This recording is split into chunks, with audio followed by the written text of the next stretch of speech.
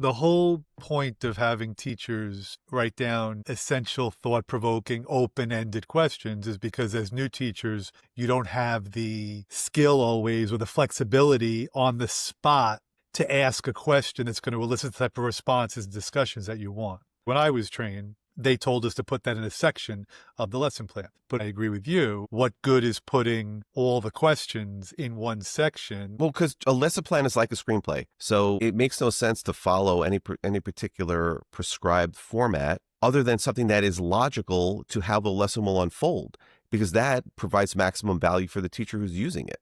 But to just pile all the essential questions in one part of a plan in no sequence without saying exactly where in a lesson it's going to have maximum impact or maximum value for engaging students or generating discussion, it's a waste of time, and we don't have time to waste. And to your point about veteran teachers, see, to me this is the most glaring example of Dunning-Kruger effect. Most people think that they are good enough, that they can come up with the kinds of questions, well phrased, that you were just describing, that they can come up with those and improvise those 5 times a day for 180 days a year. And statistically, most people will not be able to do that, as well as they perceive themselves being able to do that. You can create confusion by improperly phrasing a question, and you can diminish the kind of engagement that you would have the potential to attain with a poorly phrased question.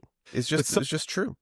So now you have to fight people's ego to try to let them know that they, on the spot, impromptu, aren't as good as they think they are. If they had the opportunity to plan those questions, they could probably be exceptional and infinitely better.